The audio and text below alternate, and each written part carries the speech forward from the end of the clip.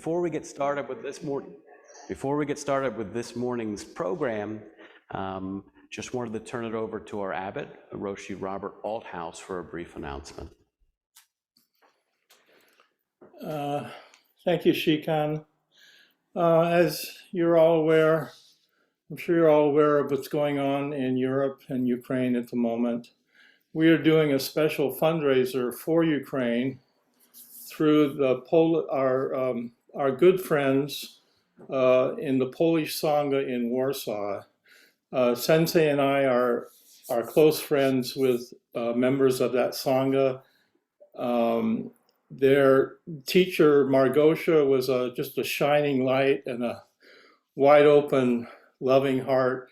She died of cancer about 10 years ago. And after that, her Sangha formed what they called the B Foundation to explore, educate about cancer and holistic healing. And then when the war broke out, the Poles and the Ukrainians are very close. They're like brothers and sisters. So when the war broke out in Ukraine, the Polish Sangha Foundation quickly morphed into an NGO that was delivering badly needed medical equipment and supplies to 2 hospitals in Ukraine. These are specific medical supplies that are needed, many of them for surgery. And so they collect the medical supplies. It takes them about a week to get them. There's all kinds of logistic issues, and then they have a driver drive them into Ukraine. It's getting increasingly dangerous. And then the driver, when he returns, brings back refugees across the border. So Poles have really big hearts. They don't have a lot of money. We have a lot of money, and we have big lawns. So we can give, and we should. And we have a way to give, and everything that you give to this fundraiser, that money will be well spent. It will save lives. So please, please give. The link is, if you go to our website, it's very obvious how to do it. Junmei is putting the link. The link is now in our chat, and the time is of the essence. We need to raise this money as quickly as possible. We will be sending the money to them on April the 1st. So if you've been wondering what you can do, wonder no more. You can actually do something. And this Sangha is just, they're working full time, and they're working their hearts out. And all the Poles are just, they're just amazing people. So please, please give and support. Feel good that you can do something for a situation that is really traumatic and is changing all of Europe, and it's going to change us as well. Okay, thank you. All right, and as Roshi said, the link is in the chat. It's also on our website. And in case you want to tell your friends about it, it's at zlmc.org/Ukraine. And thanks for all of your help. So this morning's speaker is a member of the Sangha since 2019. Robert Schwoch will be joining us this morning to give the talk. He's a lifelong resident of Milwaukee. I think that's where he'll be this morning while he's giving the talk. Yep. And he's currently a freelance writer, and he serves as a lecturer and advisor at the School of Journalism and Mass Communication at the University of Wisconsin-Madison. He teaches courses in strategic communication, sports reporting, literary journalism, and creative nonfiction. He also leads many of our Writing from the Heart of Zen workshops here at ZLMC, and we're excited to have him this morning talking to us about the good news of Zen. So with that, Robert, we'll turn it over to you. Thank you. Appreciate it. So if you've heard me talk before, you know I'm one of those Zen practitioners who won't give up the Christian thing, which is why you don't always see me here on Sunday morning. I also lead an interfaith circle here at the center. It's on hiatus right now. I'm in my last semester before I retire from the University of Wisconsin. It's been very busy. I have a lot of responsibilities to tie up, but that'll be coming back online, I think, in the summer. I've heard from a number of people who are wondering when it's coming back. So I'm excited people who also practice are interested in other faiths, including Christianity, are still excited about doing the interfaith circle. So we'll get it going again, just not until after May. So if you're interested in it, I'm going to put my email in the chat, or if you want to respond to anything you hear today, or just want to get in touch with me, here's my ZLMC. There's my ZLMC email. And if somebody could make me a co-host, because at a certain point I am going to share my screen. So just at one point, it's not, I don't have a lot of bells and whistles, but there is one point in this talk where I'd like to share my screen. So, okay. So to sum up very briefly how I got here, there was a time when I did give up Christianity. And that was when churches were sort of refusing to minister to scared gay men at the very height of the AIDS epidemic, when I was just coming out of the closet in my 20s. Back then, I went to a counselor, and breathing practices helped me manage the extreme anxiety I had surrounding this back then. And that grew into meditation practice and eventually formal, involvement with Zen and formal practice of Zen. So when that happened, I had a new religion. I didn't need Christianity anymore. And at first it was kind of a relief, to tell you the truth. I mean, I was in graduate school at the time at the University of Chicago, and I no longer had to reconcile my, intellect with all sorts of creepy, supernatural mumbo jumbo, like bodies walking out of tombs and wine turning into blood. I didn't have to deal with that stuff. I remember when I was a kid in Sunday school at church, I had this friend named Brucey, who was into the Bible, really into the Bible, but more in the way that kids would be in the like DC Comics or Edgar Allan Poe. Like, he was in it for the gore. And I remember when we were preparing for our first communion, he heard the part about the wine becoming the blood of Christ. He was like, cool, we're like vampires. And our poor mild-mannered pastor was like, ah.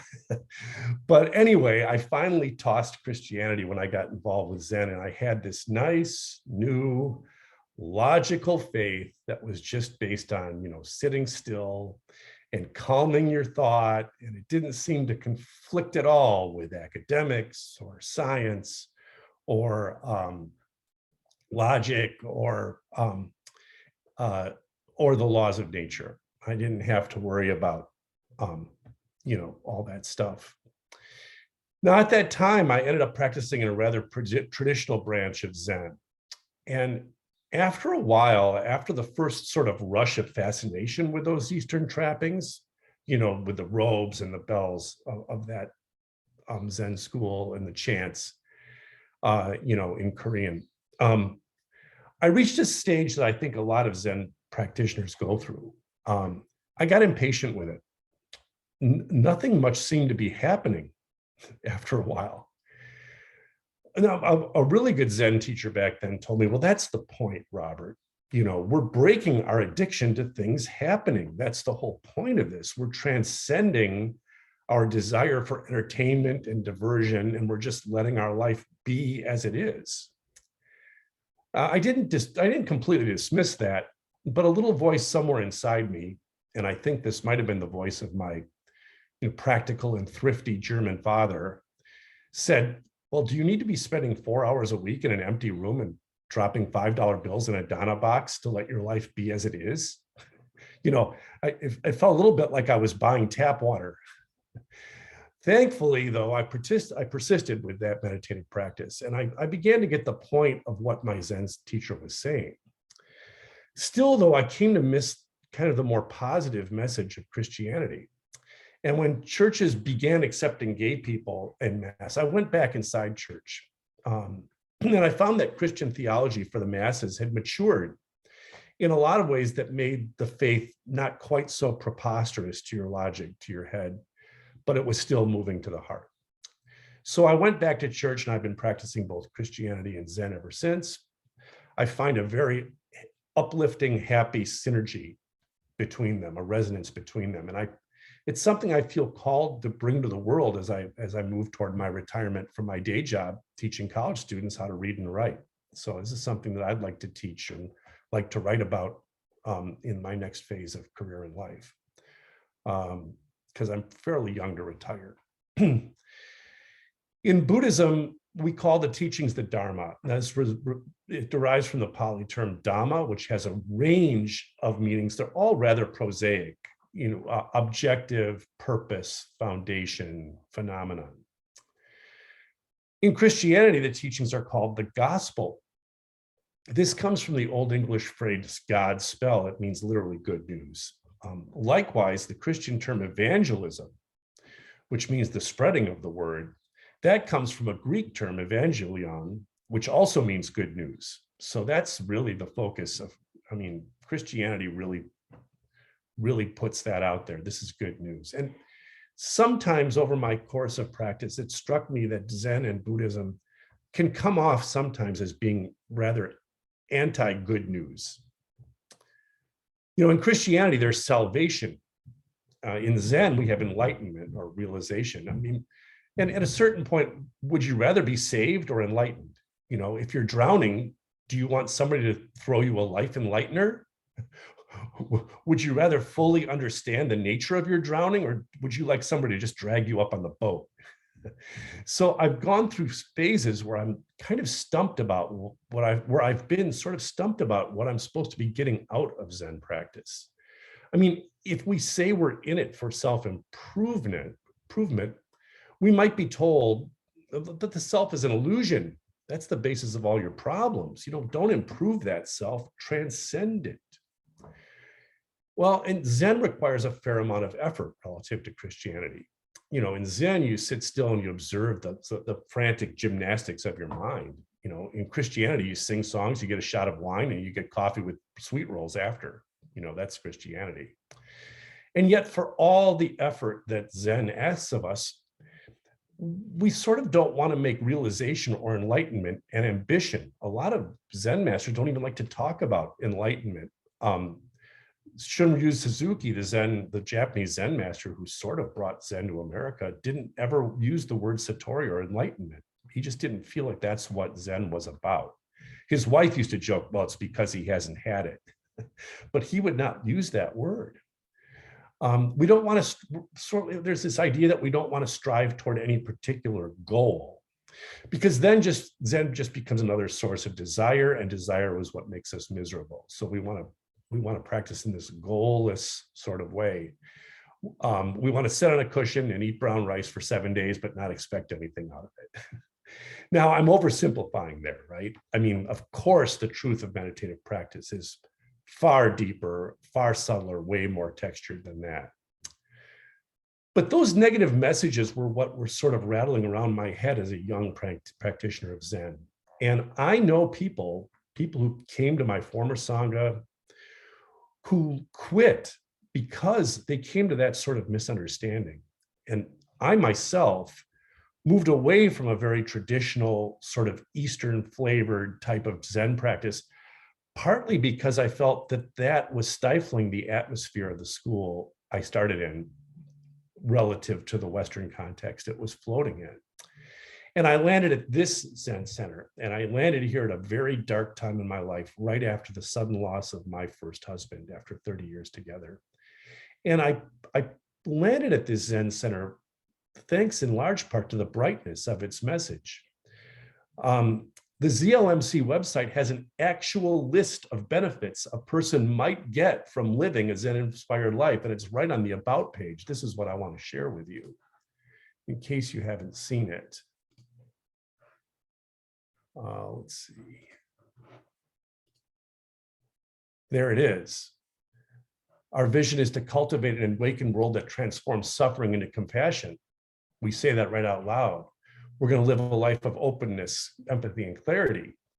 We're going to learn how to be genuine and true to ourselves and others, face our fears, appreciate beauty, things like this. So those sorts of messages were a big part of what drew me down to the Zen Center one night for a workshop and I never stopped coming back. So what I'm hoping for us to contemplate together today, and maybe discuss a little bit after I'm done talking, is placing this sort of positive message in the context of this country where most people who are religious are in the Judeo-Christian tradition, and where many spiritual speakers like me were raised to believe in God, even if the sort of God many Christians were raised to believe in is sort of becoming unpopular, and even Christian churches are losing parishioners. So what's the gospel of Zen? When we make the decision to practice, what can we expect for our small selves before we transcend them and achieve this selfless compassion for all sentient beings? What are the benefits we can expect before our practice has matured over many hours of sitting and koan study?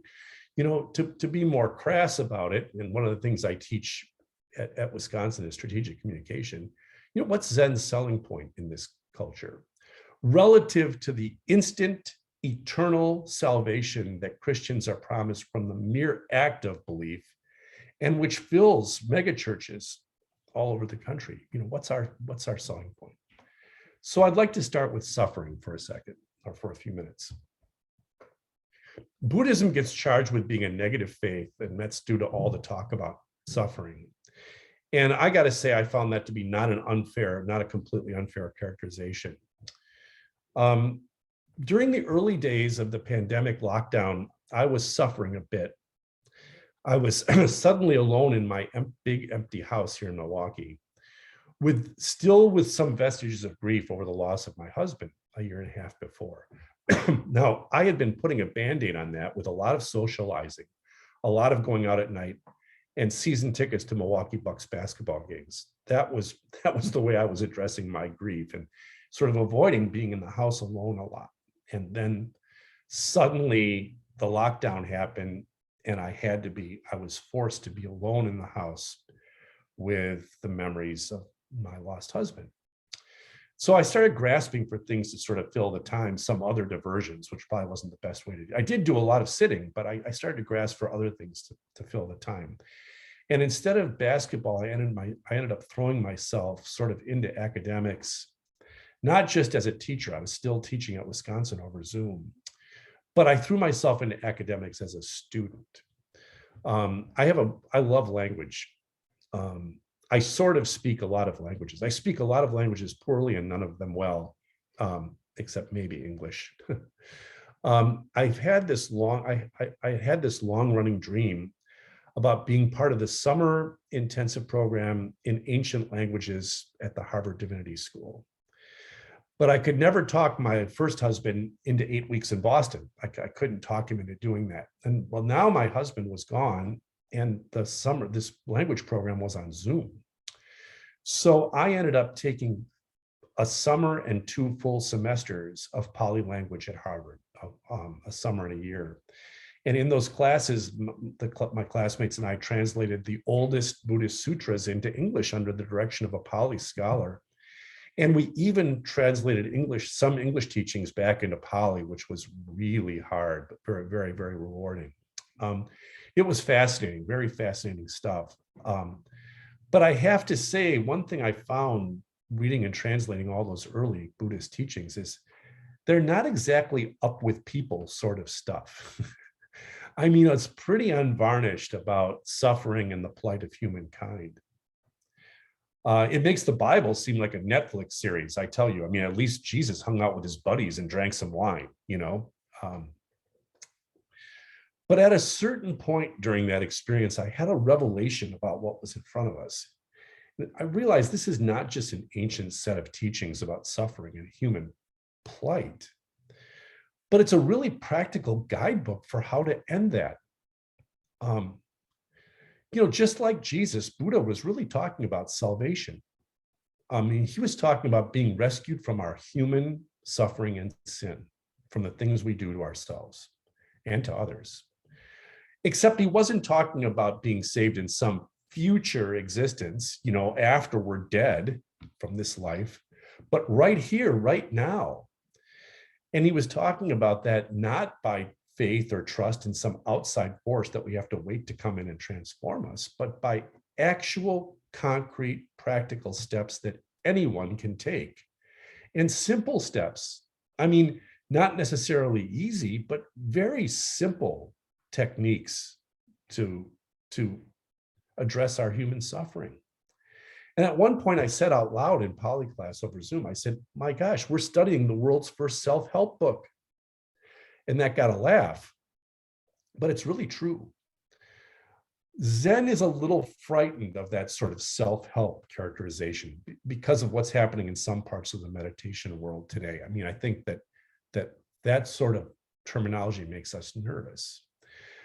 And that's because companies and organizations and government agencies and public schools, all these places where religion is kind of out of place, they've taken the faith context out of Buddhist meditative practice and they've rebranded it with a secular term, mindfulness. And we use that here at our center for people who are just coming and want to just start with a meditative practice.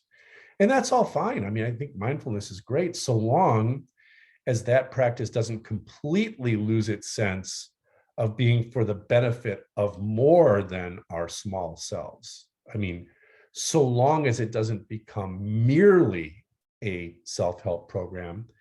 And that's, I think, where the term mindfulness comes from. And that's when mindfulness starts to trend towards something that's merely self-improvement and doesn't have the depth it needs to be a comprehensive life practice. Are we right to be vigilant about not turning into mindfulness, about not reducing Zen into something that helps merely ourselves rather than the whole world, rather than all of existence? Of course, yeah, for sure. We need to be careful of that. But I also think Zen shouldn't be shy about saying it can, and it often does, in fact, help our small selves.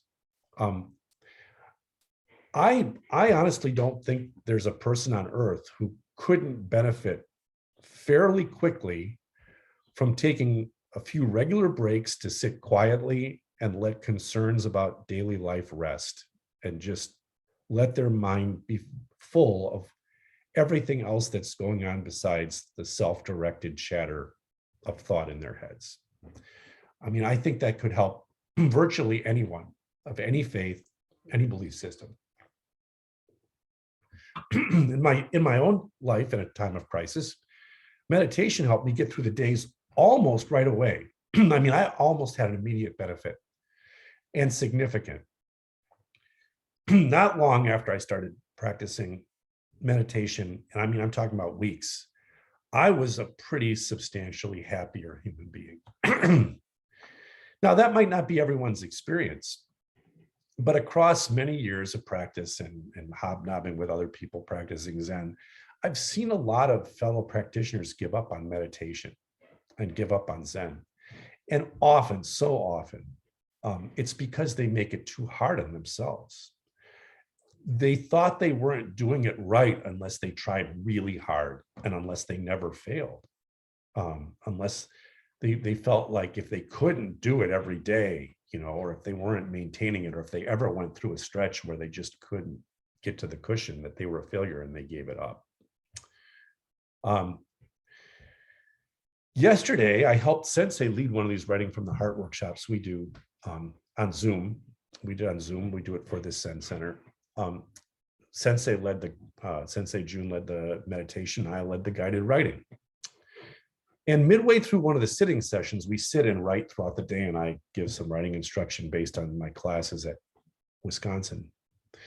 And midway through one of those sitting sessions, Sensei unmuted, and she reminded everyone that their meditation should have a light touch. Now, I'm a pretty veteran meditator, and even I ungritted my teeth a little when I heard that. Yeah, I love those sorts of moments. I think we can't get enough of that sort of message into Zen. I mean, yes, like any worthwhile endeavor, Zen requires a commitment to work, right? To have benefit. And it requires practitioners sometimes to push through difficulties, because looking at yourself isn't easy. It's not easy sometimes to take a close look at your real self and how we construct things to armor ourselves against reality. But the technique itself doesn't have to be hard. It can be light. It can even be fun. I once watched a popular, this was also early in the pandemic when I was watching some Zen lectures, and I watched a popular Tibetan teacher named Yongey Mingyur Rinpoche. Now, he's written a lot of books. And I watched him give beginning instruction on meditation, a video. And first he said, I want you to sit quietly for a minute and focus on sound. I want you to concentrate on sound. That's it. Just concentrate on sound. So everybody did that for a minute. And then he said, now just sit quietly and for 2 minutes, listen to sound. Just listen to the sounds in the room. And of course, everyone thought the second minute was easier. And Rinpoche said, well, that's good because the second minute is meditation. That's what we're doing. We're not focusing. We're not gritting our teeth. We're not, we're just letting what's in the world come to us. And another thing that he talked about was how any meditation is better than none. I mean, even if we have time and motivation only to do a minute of conscious breathing now and then, like when we're in line at the grocery store, I mean, I think that's better than none at all, way better. I mean, that's better than sleepwalking our way through our lives without ever visiting what they really are. So, I mean, I think that those sorts of messages, those sorts of good news messages are super important for Zen practitioners and for Buddhists, and we can't get enough of them into our practice. Another thing I think Zen could do a little better with in a Judeo-Christian context is mortality, to tell you the truth. I think it could speak a little better and a little more frankly about death and mortality. Now, I mean, Christianity promises eternal life, right? Jesus taught pretty explicitly that our lives after death are not like our lives on earth. And in fact, his resurrection in scripture, he's not alive yet. He's in a liminal state. He hasn't yet risen. And even then, he's barely recognizable to his disciples. But Christians don't hear that. Many Christians don't really hear that. They think of resurrection in the afterlife as being pretty much like this life, except you finally get a 3-car garage. I mean, that's sort of the popular Christian vision of the afterlife. Every wish gets granted and all your pain magically goes away. And you live forever that way. Well, if you think about that closely, that's not heaven. I mean, that is hell. And you might have heard me say this in a previous talk, that Buddhism packages impermanence as like the source of suffering, as bad news. But the only thing in the world worse than impermanence would be permanence. I mean, I don't know if any of you ever watched the old show, The Twilight Zone, but there's this episode where Sebastian Cabot shows up mysteriously after this pool shark has an accident, has a car accident, and dies. And he grants the pool shark his earthly wish of never losing at pool. So at first it's fun, and he's beating everybody at pool. He's going back into the world and beating everybody at pool. But he gets pretty bored with that fairly fast. And he starts trying to lose, and he can't even when he tries to lose, he can't. The balls keep going in the pocket. And finally he tells Sebastian Cabot, holy cow, maybe I want to be in that other place. And he points downward. And of course, at that point, Sebastian Cabot grows horns like this, and he starts laughing maniacally, right? He is in the other place. So, but still, we have to understand fear of death is what brings so many people to the door of a faith community, fear of illness, fear of death. And I feel like too often I hear death and mortality talked about in Zen terms that are not very comforting, at least to Western ears.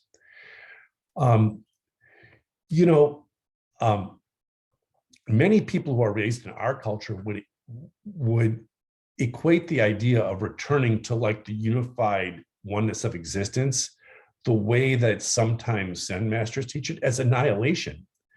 And I really think that that people in Zen need to be careful about using metaphors in a Western context, like wave returning to water, or our dust dissolving into the soil and becoming a tree. No one wants to be a tree. Shunryu Suzuki, he was pressed really hard in a lecture once by American practitioners about the nature of life and death. And he finally was willing to say this much. He said, "You will always exist in some form."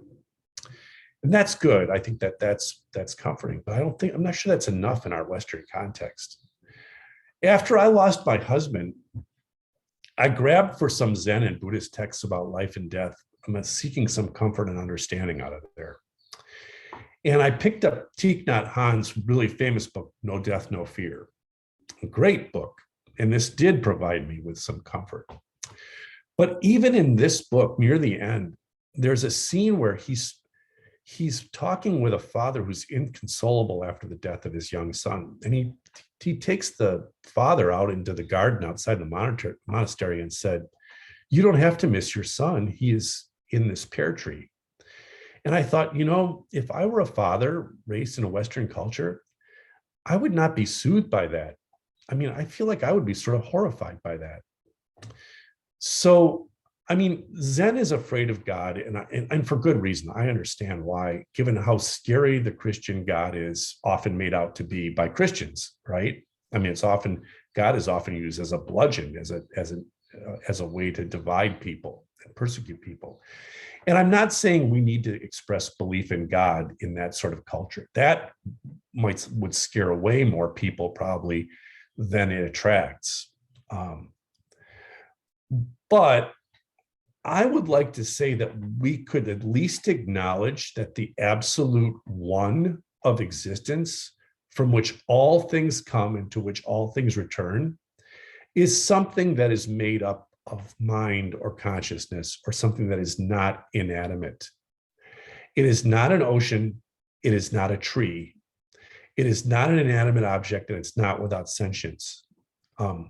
We may lose our earthly selves and souls as we know them now, but I don't believe we lose consciousness or that we return to something that has no sentience. If we pose it that way, if it's posed that way to me, I think we can cope with the idea of eternal change rather than eternal life, and being always part of this eternally changing but eternally independent net of existence. And that, I think, can be soothing enough without going all the way to eternal life and an external God saving you. The last thing I want to talk about for a little bit is managing expectations, which I think managing the expectations of practice, which I think is at the core of all these issues, of so many issues of Zen in a Western context. I think it's at the center of successful practice for people from Western culture who were raised in Western faith traditions.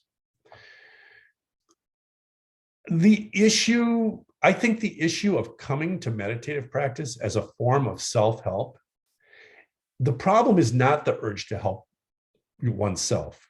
The problem is not the urge to cure one's own spiritual, emotional, or mental ills. I think that sort of urge is understandable and natural. It's what brought me to meditative practice. I was a wreck and I didn't want to be a wreck anymore. And so that's what brought me here. And I think that's very understandable. I think it's the expectations that certain specific desires will be met in a certain way where the problem comes in. That's where Zen becomes just like another earthly bauble in our treasure chest, and we stay on the treadmill of samsara. We don't get off the treadmill. That's where, when we expect to get a specific form of self-help out of it, that's where I think, and inevitably we're not going to get that, because Zen practice is very unpredictable, and we don't know our own minds when we come to it. Many of us, when we come to it, the reason we're suffering is we don't understand ourselves. So if we come with an expectation that we're going to get this thing that our current self needs, we're likely to be disappointed. These days, when friends and acquaintances ask about my Zen practice, and I get asked it a lot, and in fact, I'm surprised to find out that the talks that I have given at the Zen Center here that exist online on YouTube are being found, including by my students. my students have found them online, and they've come up to me and they've discussed them with me. And I'm asked by friends, acquaintances, by students who, and some of the students, college students these days are a lot of stress. It's so competitive out there, and they asked me about Zen practice and whether it might benefit them to try it. And I tell them, well, yeah, it's almost certain to help you. But I also say there's almost no way to know how it's going to help you. I tell them, don't expect anything in particular. You can expect it to help. You can expect it to be good, but remain open to anything that might happen and any form of change that might come. Even if in the short term, it might seem like hard change, eventually it's almost bound to be good change. I feel like that sort of outreach threads the needle between practicing with no goal at all and just saying practice is enough, and practicing in too much of a goal-oriented way, too much of a self-help way. And I came to Zen hoping it would cure my anxiety, and that's not exactly what happened, actually. I'm sort of what happened. But my friends and my husband's brother were still dying of AIDS. I mean, there was no cure for anxiety in that moment. If I wasn't anxious in that moment, something was wrong, right?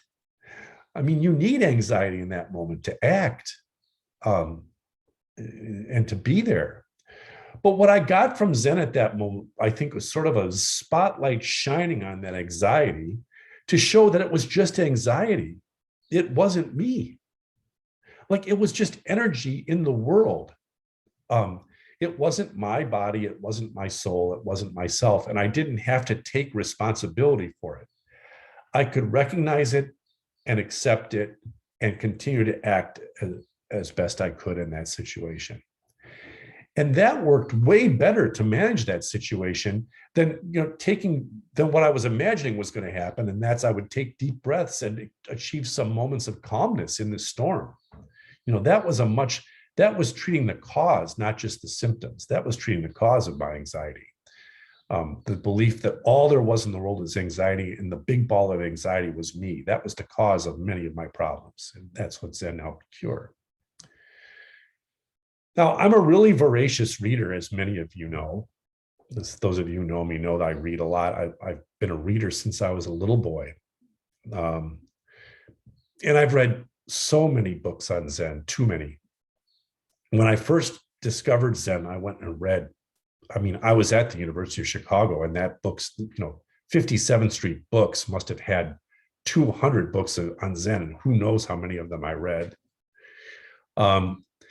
And sometimes I've sort of drowned in that. And in fact, several years ago, when I decided to join this Zen Center, I declared a temporary embargo from reading Zen books, because I felt like now I had a community to practice in. Now let's just practice it for a while, and let the teachings of the center be the teachings, and not read so widely, and not always be sort of this Zen geek. Now, recently, I've lifted the embargo on reading Zen books. A part of that is because there have been a number of things published that are really interesting to me, that I think are new and exciting and different, that have appeared during my break from reading. And the book I happen to be reading right now is a great example. It's a new collection of teachings from the late Katagiri Roshi. Now, Katagiri was a student of Shunryu Suzuki, who we mentioned earlier. And Katagiri led the Minnesota Zen Center. That's what was his main station in Zen, where he became a noted teacher, was in Minneapolis, St. Paul. The book that they've published, that his former students have published, is called The Light That Shines Through Infinity. And that title is just tailor-made for a Zen practitioner who's still a Christian and still believes in God in some way, shape, or form. The Light That Shines Through Infinity. I'd like to close the talking part of this with just a short passage from that book, a short and I think kind of amazing passage. Katagiri writes, Zen Buddhism is not a philosophy like rationalism or empiricism. Zen is actual life. But when you study Zen, sometimes it may seem that Zen denies the value of intellectual understanding and depends only on direct experience. For example, I'm always telling people how they can learn the meaning of Zazen meditation, but they won't actually know what Zazen is until they experience it. So after I talk, finally I have to say, please sit down and practice Zazen. Or I can explain what water is, but to understand water, you have to drink it. So I say, please drink a cup of water. But then people immediately think Zen means don't think, just sit and drink. That is not Zen. If you live like this, your life is hippie style. Now, I'll drop in and say, Shunryu Suzuki led the San Francisco Zen Center. That was the Zen Center he started, and that's where Katagiri started as his assistant and student. So Katagiri goes on to write, in San Francisco in the 1960s, there were many young people called hippies. One day I came across a hippie-style Zen student on a train and asked him where he was heading. He said, I don't know, I just rely on my feet. Well, that way of life seems to be freedom, but I don't think it is freedom. It is confusion. If you live in that way, maybe it's because you think it's not necessary to make any effort to deepen your life or build up your life for the future or for the sake of future generations. Maybe you say, I don't have to care about the future. All I have to do is just be present right here, right now. But actually, you cannot live like that. You cannot control your life according to ideas of caring or not caring. Life is completely beyond that. Know where you are heading, but don't attach to your destination. If you are riding on a train, just be intimate with the train, with yourself, the other passengers, and all the circumstances around you. Then the big scale of self appears. Big self is very quiet. But if I ask where you are going, you can say, I am going to the Zendo. That's enough. Why do you get up in the morning? I want to do Zazen. Saying I want to do Zazen is not an idea. It is vivid activity. You accept the feeling of sleepiness. You accept your emotions that are creating lots of complaints, and then you just get up. That's enough. This is Zen practice. It's a very simple practice. Whoever you are, wherever you are, whatever you do, your life is already present in reality. That is your real self, your true self.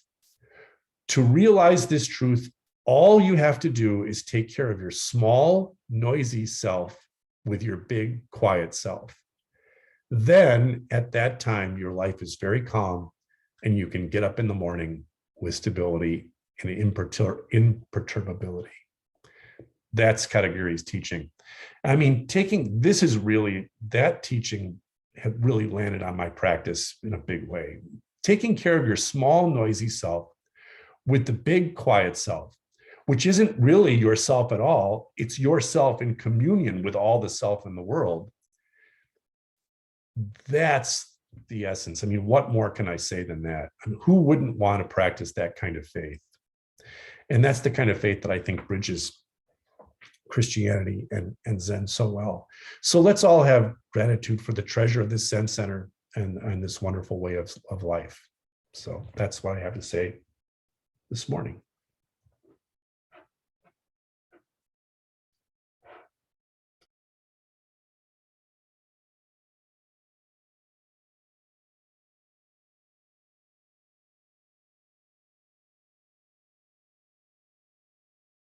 Roshi, you're muted. There we go. Oh, I don't know where to begin. That was, there's so much wonderful things you said this morning. But one thing I will say is that and in fact, it's a derogatory term in Zen. I think it's called Bonpu Zen. And it's the idea that there's any gain, any idea of gain in the practice is really bad Zen. It's like the lowest kind of Zen. And when we started our approach here at the Zen Center 10 years ago, and we created the core curriculum, we called it, I forget what, the primers or whatever we called it. The whole idea was to teach meditation to and to help people see that meditation could benefit their lives in all kinds of ways. Manage your stress, regulate it, be more connected to people, and all that stuff. And it was kind of going against the grain of Zen, but I was so tired of traditional practice not being able to address kind of practical concerns that people have, that we created this whole approach. And then over the years, mindfulness became more apparent. Now we started apologizing for saying that Zen could actually help you do anything, So then we went back, we've got to swing back and forth. I just love your talk this morning. It was very clarifying, and I think really important to be, Zen is about living a meaningful life. And meaning comes in so many different ways to people. And thank you so much, Kanjo, for your talk this morning. It was really wonderful. Well, I honestly, I'm not kidding when I say I think it's the secret sauce of this particular Zen center. And I think it's something that sets this Zen center apart from a lot of others, is the ability to say what it's going to do. Yeah, I always felt like we had to apologize to Zen centers for what we were doing. If anybody else would care to talk, let me just give a tip that I give in my classes. In the reactions bar at the bottom, when you mouse to the bottom, there's raise hand. And I have really poor medium eyesight, and I can't see people raising their hand. I can't see everybody. But if you use the raise hand function, that I can see. So, and somebody in the room wants to talk. It looks like somebody in the main room. That was just a fabulous talk. Thank you so much. I look forward to it being on the YouTube channel so I can watch it again and share it.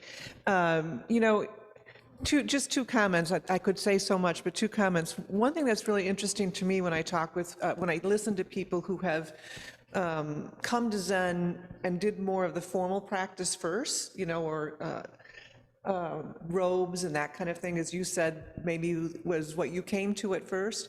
I didn't have that experience, like this is the first place I came to Zen. This is the first place I came to Buddhism. This is the first place. And so I feel really fortunate, I think, in a way, because I've always experienced and always sort of heard from the center here that Buddhism and Zen has something for me. And so that was really welcoming and really a wonderful community to come into. So I've appreciated that. And then the other thing I just wanted to say, and I don't know if this is what you intended or not, but I just want to make the comment that over the years, not just in Zen, but just in my reading and my appreciation of the natural world, I actually think trees and oceans are animate. I'm almost thinking that they're sentient. So anyway, that's just an additional comment to make. But again, thank you, Robert. It was really wonderful. Chris, I'm with you on that. And I've started to think that everything is sort of soaked with this. But here's what I'll say. I do think that's a little advanced level. I think that's a lot to ask of people who are, I guess my point is, that's a lot to ask for somebody who just came to the practice. I think anybody over a course of long meditative practice will start to get that feeling, oh my gosh, that tree is me, right? But on the other hand, really early in my Zen practice, I went to a public Zen talk, my old Zen school, by a good Zen master in a packed room in Madison. And the Zen center, the guy said, that tree out there, that tree is me. And my new Zen self said, that tree's not you. Come on. So I mean, I do think that there's stages of it. And for me, that's definitely not early stage practice.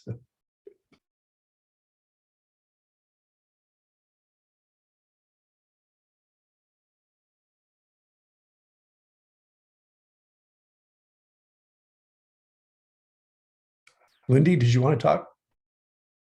Yeah, thank you.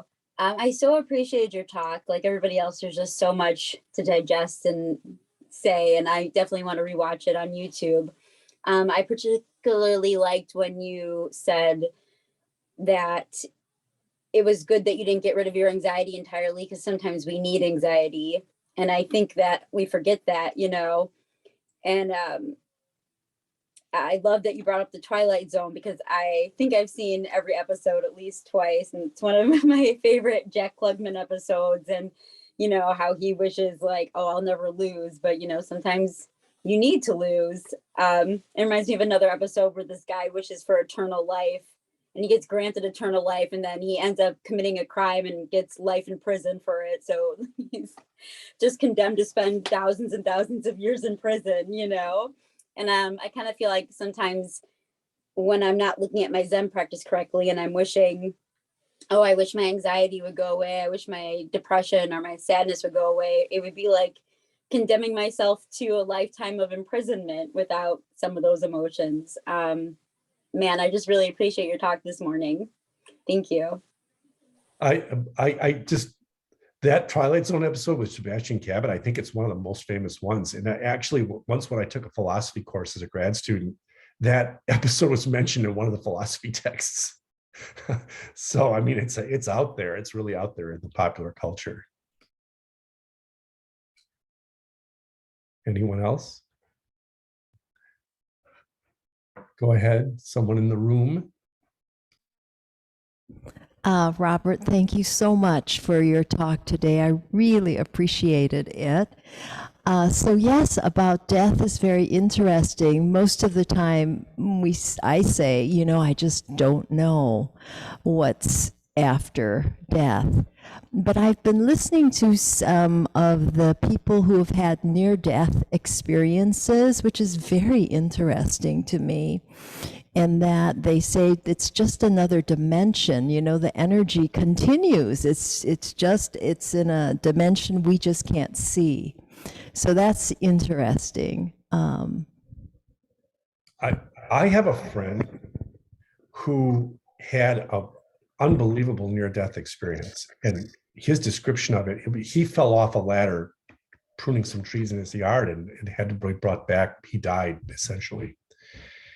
And this is the least like new agey. This is the most practical person. He works for the IRS. That gives you an idea of who this is. And his story about that is enough to just knock you off your chair, especially coming out of this rather quiet person. And he talks about seeing himself from high above and a feeling of love and contentment, not really wanting to be called back to that body, trying to worry that he was leaving, and then his heart wasn't able to worry. And that really, really struck me. If other people had told me that, I might be skeptical, but there's no way he could ever have made up that story. And so yeah, those are really fascinating things. And I mean, I think not knowing is good. And in my former Zen school, that was almost like the motto. Zen Master Sung San, only don't know, go straight. This don't know mind is you. And I mean, I think that of course there's a lot to that, but I do think just to say we don't, especially when people are coping with loss or with terminal illness or with serious illness, things like that. I mean, I think it's good to say, why don't you open your mind to anything that might happen? Don't necessarily assume that death is bad. But to just say we don't know, it would be good if, Buddha was so wise. He's got more to say about it than that. That's kind of the way I feel. Roshi? Yeah, I think it is advanced to say that everything is alive. We live in the whole universe, the world is alive, and we have a paradigm that says matter is dead. So already maybe that's advanced to say. So the notion that sentience or consciousness continues is very interesting, and kind of almost like Yogacara philosophy, that everything is mind. But to frame it as sentience continues it's more human. It's more. There's something there that's very. It's much more. it's much more comforting for a Christian. Yeah, I can see why. Um, So I love this idea that why can't we talk about the good news of Zen? Why can't we frame practice in a way that evokes hope and a sense of it's lovely. why does the absolute have to have less personality than you or me? You know, I mean, this is honestly, I think that this is where the bridge would come in between theistic religions and this religion. Zen Master Sung San, the Zen master who founded my previous Zen school, he said other names for the absolute that we could use are energy, mind, consciousness, and God. And it all depends on your standpoint. All those might work. And I just think our fear of being wrapped up in all the baggage that God carries in this culture has moved us completely away from the idea of anything conscious or living as the ground of being. It's got to be a tree. It's got to be an ocean. And I, as a Christian, I don't react to that well. I don't need to be devoted to something. I've transcended the idea that I need some other being to come and watch over me, or I need some, imaginary friend. Zen worked that out of me. But I do think that I miss the idea of being part of something larger that's conscious. Yeah. And that's what I was getting at. Many years ago, I visited Father Keating. He came to Hawaii when June and I were living there, and I had a long conversation. He created centering prayer for Christians, and then he invited me to. He was giving a talk on meditation to a group of Catholics, and so I said, yeah, sure. I came, and the way he taught meditation was very interesting to me. He said, if you want to know God, you have to spend time with him. If you want to get to know anybody, you have to spend time with them. And that's the way he taught meditation. And it was personal, it was interpersonal, it was relational. And Buddhism is often so analytical and kind of cold. And I just thought, gee, that's a wonderful way to teach meditation. If you want to get to know somebody, you have to spend time with, if you want to get to know yourself, you have to spend time with, if you want to get to know somebody else, you have to spend time with them. And so that's the way he taught meditation. And I thought it was brilliant, really. Well, once a week on Sundays, and when I'm on vacation, I don't meditate. I have this thing that I call coffee with God. And I just sit quietly with my coffee and let whatever I'll if I'm in Mexico or I'll sit somewhere that has a nice view and I'll just do that instead. And it's not that different, really. It's just a different conception. So, anyone else?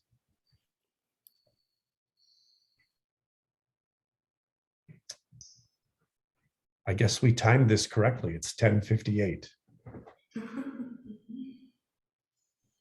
This is a Robert, I just want to wonderful say morning. thank you. I just want to say thank you. I enjoyed it very much. I'm glad. Thank Yeah, you. it was a wonderful morning. Thank you, Robert. Thank you. Appreciate it. Good to see everyone. And I'm going to be down in Chicago before long. Some of the responsibilities I have at church and stuff are starting to lighten. I'm not on the board anymore there. I just, my board service just ended. And so I'm going to be splitting time a little more. I'm hoping in a couple of weeks to be coming down there. So hope to see you. Great, thank you. Thank you. Thank you.